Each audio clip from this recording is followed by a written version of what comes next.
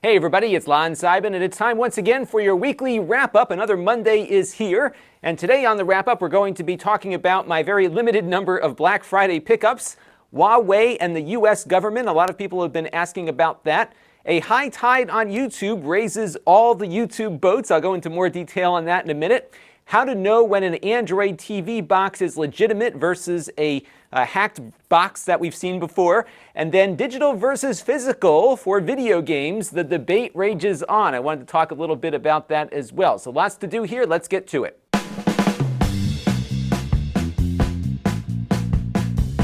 But before we get into today's topics, I do want to thank some new members on the channel, including Christopher Love, who gave via Patreon, Valentin Chiosa, who gave via the donor box page, Slava Tisvik, who is a new member on the YouTube membership program, and Fernie Lopez, who gave during last week's premiere of the wrap-up via Super Chat. It looks like we got one person from every different funding mechanism we can do here, and I want to thank everyone for contributing this week, along with everyone who contributes on an ongoing basis, along with everyone who watches on an ongoing basis too, because all of those things equal channel growth. And we don't have an advertiser this week, but we do have a non-ad, an affiliate link to Amazon's Cyber Monday deals. This is going on all week, and they've got deals that just keep popping up throughout the day.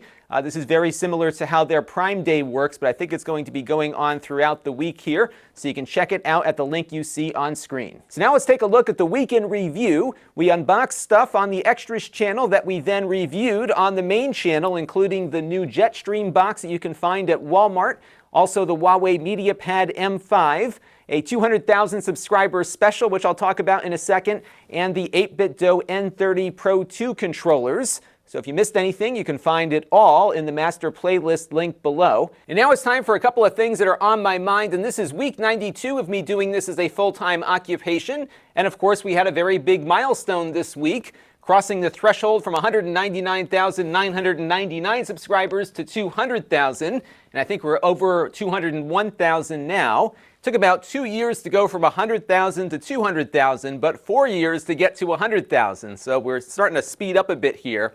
And I think that happens as your channel grows. The larger it gets, the more people are watching, the more likely content will be shared. I think it also trips the YouTube algorithm to put your stuff up higher in search the longer you're keeping at it and building up an audience. And it took about, I think, 3 years or so even to get to like 10,000 subscribers. So you can see just how quickly it can grow if you stick with it and improve every time and use your data. And I covered that in the video I did this week about some of the things that I've adjusted over the years to further grow the audience. And I want to just thank you all for everything you've been doing to watch what I do to keep the channel growing here. That feedback really means a lot to me. And this past Friday, of course, was Black Friday, which is actually a very big time of the year for my channel.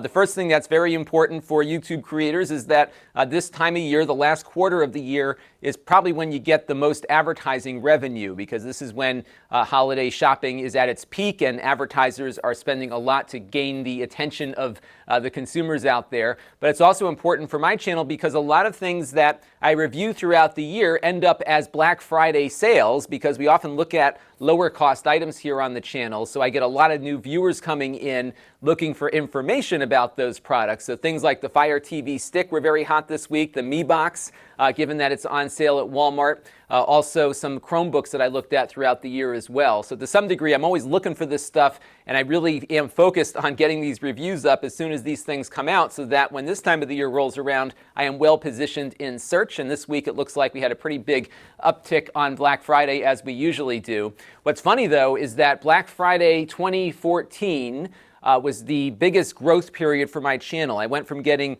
maybe 100,000 or 200,000 views a month or thereabouts to 1 million views in the course of a single month, and I never lost the momentum after that. I almost feel like maybe somebody threw a switch at YouTube and put me into a different category, because that was a very big month for the channel, both November and December of 2014, and we've been at that clip ever since. Now, I wasn't brave enough to do any shopping this week out in the real world, but I did pick up a couple of Black Friday deals online. I bought a Google Home Hub. which is a Google Home with a screen. We looked at a similar one from Lenovo a few months ago, and Google during the Black Friday weekend dropped the price on this from $150 to $99, and that got me to bite because I really wanted one of these devices and just didn't want to spend $150 on one, so $99 felt like the right price. Now, I reviewed the Lenovo one a few months ago. Again, that one is on sale for the same price right now. It might still be at that price, but I figured I would get the Google one to see how they differ. And we're going to get it in hopefully today. So maybe later this week or early next week, I'll have a full review of it. I love the Google Home that I have upstairs. I got the first one that came out that just does audio. And it's getting better and better at answering questions, including complex questions. So the other day I asked it where my package from Amazon was. It went into my Gmail because it's part of Google's ecosystem. Found that it had a couple of packages on the way, and it told me where all of them were. It was kind of neat to just be able to ask it a question like that and have it read it back to me. We use it a lot as a kitchen timer, but it's also good just for answering random questions like the differences between two different types of lattes or espressos or whatever. It just answers everything that I ever ask it, and I love it. So I'm looking forward now to having a screen, especially when I'm using it as a kitchen timer. By the way, you can check out my review of the Lenovo device to get a feel for how all of it works with the screen. It's kind of cool. Also, I got a couple of games for my Nintendo Switch. I'm telling you, I love my Nintendo Switch more than any game console I've had in the recent 5 or 10 years. My Xbox 360, I loved when it first came out. The Xbox One just didn't do it for me. The Switch has been great, primarily because it's portable and I can play these games anywhere in the house or if I go on a trip or whatever. So I got a couple of games. I hadn't heard much about Mutant League Football before, but it looked kind of fun. I like these stupid sports games, and the price was right. So I grabbed that from Amazon. Mega Man 11, which was very well received, had a sale. $8 or $10 off the price of the physical version, so it actually cost less than the digital one, so I grabbed that one. That one's something I've been meaning to get, too, so I was pleased with that. And then I'd never played Monster Hunter before, but I keep hearing about how awesome it is, and this was also on sale. I think they dropped the price in half on this one on Amazon, so I picked up Monster Hunter Generations Ultimate. So we'll be adding that to my rotation of Switch games that I keep in this box here. So pretty fun stuff and pretty good deals there. I also picked up a 128 gigabyte micro SD card from Amazon, a Samsung card, for $20. Maybe it was like $22. Costs next to nothing these days to get a lot of space on such a tiny little card. It is mind-boggling how much you can store on these little cards and how cheap they're getting. And I bought that specifically for my Switch to give it some more storage because I was starting to run out of the internal storage. Oh, one other thing that I got was a digital version of Rocket League for the Switch for $11, and that prompted the memory card purchase. So all in, a pretty good Black Friday for me. I'd love to hear, though, what you got for Black Friday in our Q&A for You segment this week. Let me know down in the comments below. I love hearing about good deals, so let me know what the best deal that you got was down there. And now it's time for a Q&A from you, the viewers, and I just got in a few questions like this the other day after my Huawei review of the tablet. And A here is asking, hey, I just read the news. The U.S. government says not to use Huawei products. Should I trust Huawei? So let's dive into this topic a bit and figure out what's going on here. So this is the most recent story that came out last week, that the U.S. government is reportedly trying to persuade allies to stop using Huawei equipment. Now, Huawei is one of the few companies in the world that makes the entire stack of hardware. So, for example, Apple, who makes the iPhone, makes all the chips inside the iPhone in addition to the phone itself. Huawei does that as well, but Samsung and many other companies use other people's chips for a majority of what the phone does, including communicating. So in the case of a Samsung phone, for example, it's using a Qualcomm chip, whereas Apple might use Qualcomm in some parts of its infrastructure, but a bulk of the processor is made by Apple itself. And Huawei makes their own chips for their mobile devices. In fact, the tablet that we looked at this past week has a Huawei processor inside. And I think the U.S. government is concerned because they don't have access to those chip designs to know what goes into it. I would suspect, and again, I don't have any information to back this up, but I would suspect that the U.S. government does have some idea as to what goes into an Apple chip and what goes into some of these Qualcomm chips, but it looks like they're concerned enough about these Huawei chips to recommend people not use them. And it's not just the phones, actually, they're concerned about. What they are concerned about is the new 5G infrastructure that's rolling out across the world for 5G mobile devices. 5G is slated to be fast enough to even maybe power your home internet as well, because they're going to do these short throw transmitters to power poles and everything. We've talked a little bit about this in the past. But it might be a real competitor to traditional landline internet. And if Huawei is making the chips that go into the 5G cell nodes that will be popping up on all these utility poles, the U.S. government is concerned that the Chinese might be able to drop in and eavesdrop what might be going across the network. And I think that's primarily what their concern is. Now, earlier this year, both Verizon and AT&T bowed to government pressure and stopped selling Huawei smartphones. You can still buy the phones in other places and then use them on those networks if the phones are compatible, but you can't get them directly from those two carriers. And the U.S. government was concerned that U.S. service members and other sensitive government employees might be picking up one of these phones and potentially being susceptible to Chinese eavesdropping, again, because Huawei makes the entire chip stack. Now, Huawei denies all of this. They say that they are a private company and there's no issues with their chips whatsoever. There was a government audit that was done a few years ago that didn't indicate any problems, but the U.S. government still remains concerned about the potential of this.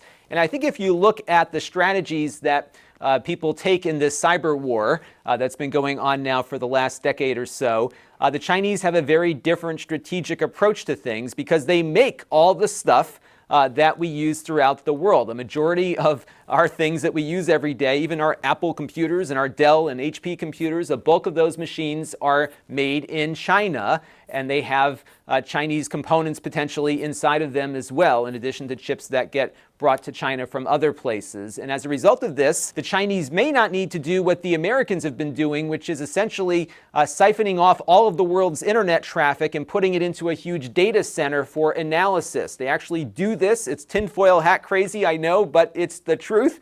I wrote a big article about this a few years ago for a local publication here, and it's really quite scary what is probably sitting inside of this government server right now, even from private citizens like you and me.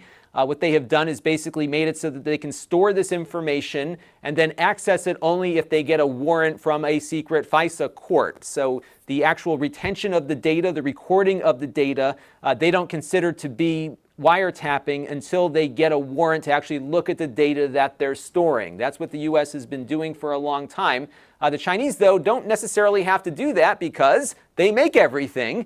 And because of that, they can potentially put stuff into the product flow coming out of their country and be able to gain access to things more directly. There was an article in Business Week, which has become quite controversial, actually, about the fact that there was a motherboard manufacturer that they said had some chips installed on them that allowed the potential for backdoors. And these motherboards were being used in data centers, including, the article says, Apple. Apple vehemently denies that their motherboards were part of this and have actually, I think, threatened a lawsuit against Bloomberg. Bloomberg is standing by the story. So clearly they're hearing this from somewhere and are very concerned. And perhaps this may have leaked out of the U.S. intelligence community on purpose to get this out to the public, because we haven't had a direct government confirmation as to why they're so concerned about this stuff. But it only makes sense that if China is making everything, they have the ability to put stuff in these devices and spy on people, perhaps. And again, we don't know that they are definitely doing that, but we are in the midst of an international cyber war that's been going on for the better part of a decade. And I would see China doing this because they can and they have the ability to do so. And if we look back about a decade ago, there was a period where a number of Cisco routers being sold through major channels here in the U.S. were actually counterfeit and had backdoors built into them, which was potentially being used by China to spy on U.S. networks. These were big iron, routers that were being hooked up into major U.S. installations, and I think maybe made it into some telecommunication companies as well, all because these were all coming from China. They got inserted into the channel, essentially into the sales channel, and these devices were sold like any other Cisco router, yet they were counterfeit with backdoors installed. This has happened before. It can likely happen again. Whether or not Huawei is doing this directly now, I can't say. They say no. The U.S. government says maybe. So again, it's up to the consumers to make that decision. As for me, I like my iPhones. I probably wouldn't buy a Huawei phone, even though they're kind of nice. That does have me a bit concerned that the U.S. government is so concerned about them. Maybe I'm a little worried about the tablets as a result of this discussion. I think the PCs might be a little different just because a bulk of their chipsets in the PCs are not made by Huawei. But again, this is something that consumers need to keep in mind. And I do wish the government maybe would be a little more upfront with us about what these concerns are. And if they are as big as they are, I wonder why they haven't tried to make a broader effort to just keep these devices out of the country completely. One thing that I think might be happening here is that the government does enjoy relationships with these major chip and software manufacturers. What you see on screen here is a very cryptic program that Microsoft offers to governments, which allows them to get access to Microsoft source code. They've been doing that for a long time. They have shared source code with the U.S. government in the past. I'm sure they continue to do so now. I'm sure they're working with the NSA on securing Windows for government installations, and I'm sure the NSA learns things about securing Windows that they can use in a more offensive capacity. I'm sure Intel and other companies are also probably working with the government in some way or another, perhaps being coerced to do so or forced to do so, depending on the right method here, because again, most of these big companies also have big government contracts and they don't want to interfere with those, and the government could always just force them through a security warrant to make them hand over whatever they need to keep going here. So there's a lot going on that we'll never know about. And it's not tinfoil hat stuff here, folks, but it is definitely something that's been going on for a while, and I suspect they don't have the same level of access with Huawei, which is leading to some of these issues that the U.S. government has with the company. So let's move on now to a happier topic now that I feel completely powerless. Hugh Dinwiddie wrote in with a great observation on my 200,000 subscribers special about the fact that on YouTube, other competing creators are actually more helpful than competitors, and I think he's absolutely right about that. Check out what I just did a little earlier today. I logged into Chrome with a incognito window, so I wasn't logged in at all, and I did a search for the Mi Box S, and I got this guy here, Review Dork, taking a look at the Mi Box S, and then when I looked over on the side here, my review comes up next, and this is how YouTube works. They want to keep you locked into the platform. They're assuming that, hey, if you're looking for information about this product, you might want to see some other videos on the topic as well, and you can jump right into the next one. And if you have it on autoplay, that video just starts up automatically too. So even though this is somebody doing exactly what I do, it actually helps me because people can discover me through somebody else and vice versa. I bet you on my video, a lot of people are getting recommended the Review Dorks video because they're going to assume perhaps that people want to learn more about this product from more people. So this also speaks to just how sustainable product review videos are on this platform because, again, your competitors are actually helping you grow versus competing against you. The videos themselves also last a really long time. Typically, the life cycle of a product review video goes as follows. There is the initial product release window in which it just comes out, and a lot of people come in and try to get information about it. And then as long as that product is on store shelves, you'll get a good amount of traffic on that as consumers are looking at it and doing their research. And then after the product leaves the major commercial locations, it ends up on these liquidation sites, and there's a whole nother round of traffic that comes in from that. And then after that, the used eBay market will keep it going for probably another 4 or 5 years after that. So it's a very long tail on these videos. Whereas news topics, things like this weekly wrap-up video, this video gets about a week of a lifespan before it is done. We do try to do a little bit more to squeeze some more value out of it, like the podcast and the snippets channel and everything, but by and large, within a week or two, this video is going to be completely dead to the world. It'll still be sitting on YouTube, but rarely watched. And that is why I love doing product reviews, because you can put a lot of time and effort into something that will live a very long time. And it's also why I don't rely too much on live streaming for my livelihood, because I don't know if I could sustain the amount of time it takes to build up a really good live stream and then have to be on camera for 4, 5, 6 hours a day doing it, because when you're off camera, you're not doing anything. Whereas here, I can be off camera and have my videos keep working well for me in the background. So if you are looking to start something on YouTube, really consider product reviews. No matter what category of product you're interested in, I think you could do quite well with it. And Doug Hart writes in with a great question about Android TV boxes and how do you tell which ones are running the real Android versus maybe a tablet version of Android running on your television, or perhaps running with a hacked version of the Android TV interface. And unfortunately, Google doesn't make it easy to discern. So I'll tell you some of the things that I do in testing to figure out whether or not it is legit. So let's take a look at what you might come across on Amazon, for example. So here is a great deal on a $40 Android TV box. It looks like it does all this crazy stuff. They even got these great marketing images. Look how excited this family is, except the mom here. She doesn't look too happy. And you can see all these amazing things that you can do with the box. And generally, they do play back video fairly well, but this box is not a full, true Android TV box. It is running the tablet version of Android. It'll have its own interface that pops up, and things like YouTube and other apps will not be working at 4K, for example. You might even be stuck at 720p in some areas. And again, you'll be running the tablet version of those apps versus one that is optimized for your television in many cases. Google doesn't make it any easier, because when you go on their website to get a list of what available Android TV devices are out there, you don't actually get a full and conclusive list of what's available. So for example, right now they've got the Mi Box S and the NVIDIA Shield listed, but not the new Jetstream box that we got at Walmart. That one's been out for the better part of a month and a half or so, yet it does not show up here on the official list, even though it is official. We were able to run the things that we run to make sure that it was legit, and it was, but Google isn't saying as much. And this drives me crazy, because if we want the platform to succeed, they need to start telling people what their options are, and they're not really getting the word out on it. Now, a lot of times when you boot the box up, this will be a good enough indicator to know that it is the official Android TV. This is the new Android 8 Oreo TV interface. However, what we found recently is that some manufacturers have been able to hack these boxes to get that interface up without actually having an official Android TV license installed. And the way we can test that is to do first the HD home run test, because one of the things that the HD home run cable tuners do now is play DRM protected content over your network, provided the Android TV box is certified by Google. If it's certified, it will play the DRM content. If it's not, it won't. So on those two boxes that I was thinking about that were hacked, the HD home run DRM content did not work. What we also do is look at Chromecasting, because apps like HBO and Netflix require some degree of certification as well for them to work.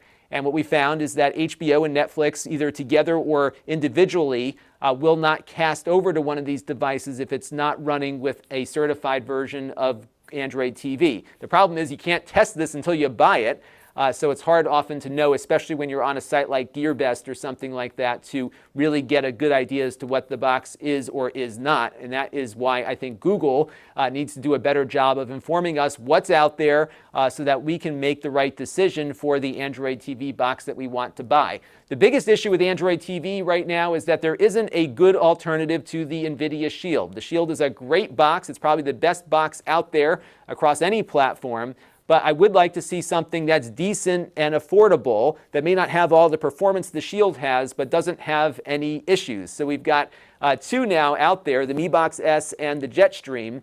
The Mi Box S is okay, but it lacks all the ports that I would want in a TV box. The Jetstream has those ports, but it's so buggy and flaky that it wasn't very good to use. So we're still stuck without a good alternative to the Shield. So right now I still recommend, if you want Android TV, get the Shield, because it is the best, but it does cost a lot more than some of these other boxes do. And hopefully we'll see something good at the lower end of the market scale sometime this year, but who knows? We'll have to wait and see what happens. Now, this next set of feedback comes from our discussion about the potential for a diskless Xbox, and this was on last week's wrap-up show. Michael Moore here says they're finally going to get their wish to end lending and renting games on their platform. Alex Noble here says he thinks it might actually be a good idea if you've got Game Pass. I think it could be. I bet you they might have a subsidized Xbox like they're kind of doing with the Xbox One S right now to further entice people into that program. Richard Park said he'd actually consider one if it was as cheap as the NVIDIA Shield. But Brian Walsh says, nope, you'll never get me, Microsoft.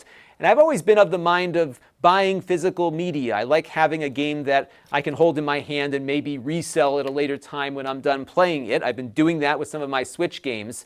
And the other problem with the Switch games in physical form is that they have value. And if they get stolen or lost, I have to rebuy them again in order to play them on my portable system. I've been very mindful of that, given that I've got this box of games that I often bring with me.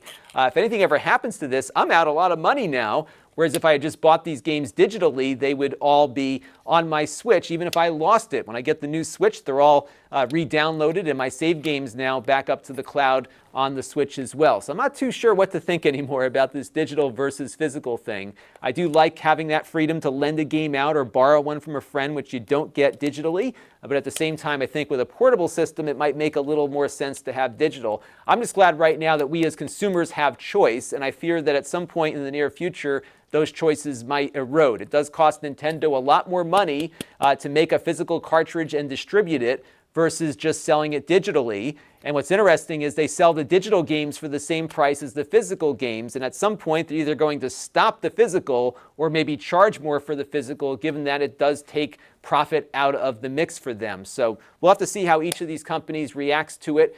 Clearly Microsoft, when they initially tried to prevent the reselling and lending of physical games, had a lot of backlash from gamers in the early days of that console, to the point where I think it actually knocked them into second place even before this round of console wars began.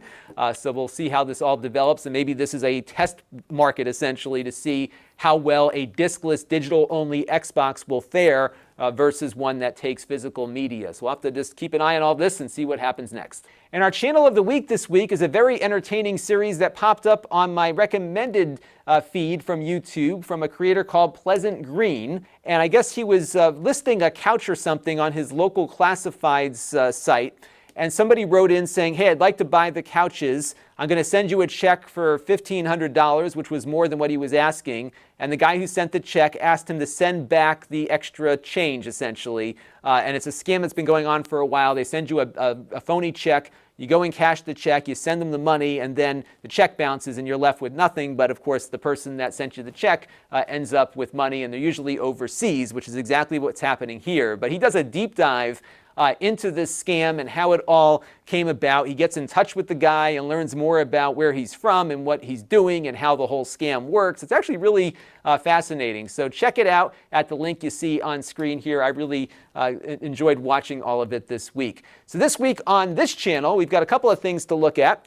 This is almost ready to go. I've got my review of the Mac Mini all set. We also hooked up an eGPU in that review, so you can get a feel for how it works with one of those. I'm really excited to get this one up. We've spent a lot of time trying to figure out where this computer sits in Apple's product offerings, and you'll get my recommendations on that probably tomorrow.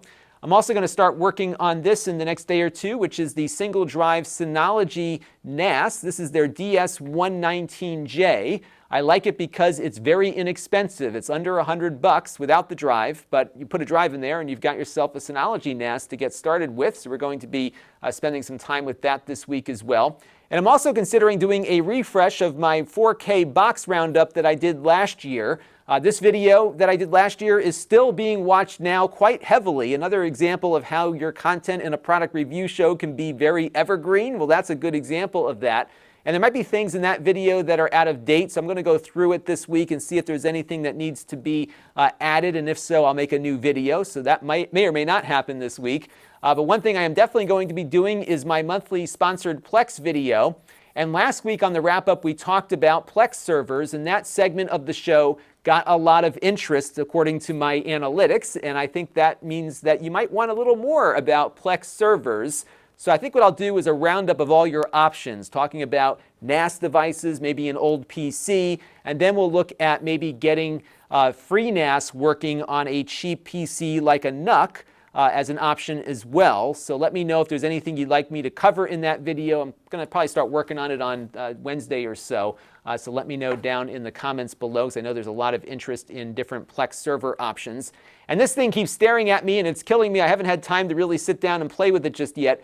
This is the Mister that we've been talking about. It's an FPGA-based open console that is now running a number of classic computers, a number of classic game consoles now, including the Sega Genesis and the Super Nintendo. It's also doing a bunch of arcades as well with very, very accurate, cycle accurate actually, simulation of the original hardware. This is the new direction that emulation is taking, and I'm dying to get my hands on this thing to start working on it. It's in the box. We're going to get there, hopefully, soon. So stay tuned. We might do a live stream as we first set it up. So lots to look forward to here on the channel. Now, if you want to support the channel, you can. You can go to Lon.TV/support and make a monthly or a one-time contribution to the channel. We also have our ongoing relationship with Plex, so if you sign up for a free Plex account, no credit card required, we'll get a little commission for that. You can also gift a Plex Pass to a friend of yours this holiday season with the link that you see on screen, or buy one for yourself. I think they were having a sale this week too, so you might want to check that out.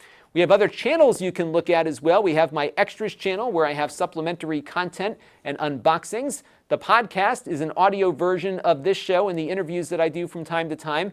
We also have my Snippets channel at Lon.TV/Snippets, which is segments of this show broken out so that we can try to gain a little more value out of them, but they're also more search friendly. And of course, we have my live stream archive at Lon.TV/livestreams. So when we do go live and you missed it, you can tune back in and watch all of those. I typically don't push those live streams back out to subscribers, so if you go to that link, all the unlisted videos are there, so you can watch them all.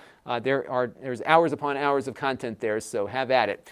Now, I do suggest you click on the bell so you get notified every time we do anything here on the channel, so that's one way to keep up to date with what I upload that's new. We also have a very infrequent email that I send out from time to time at Lon.TV/email, so if I have a live stream that I'm actually planning in advance, I will let you know there.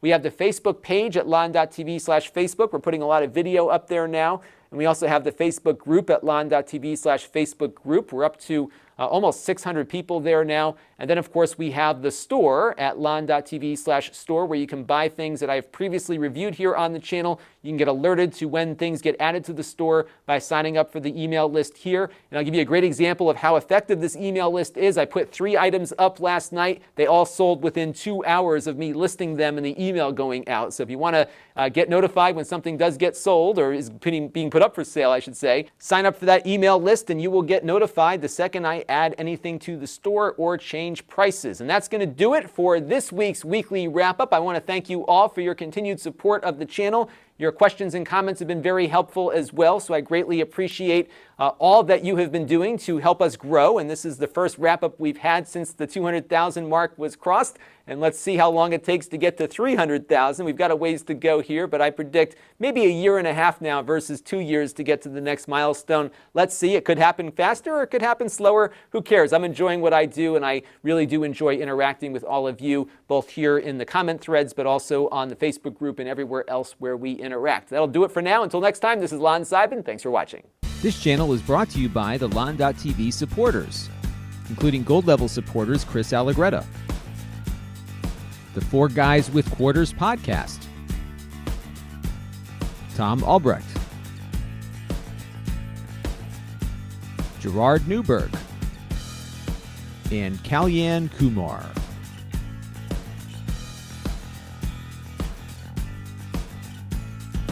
If you want to help the channel, you can by contributing as little as $1 a month.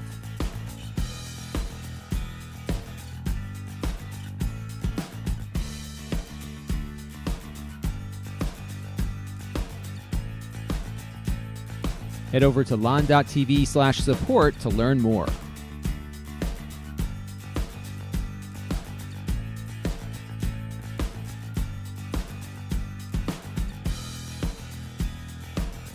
And don't forget to subscribe. Visit Lon.TV/s.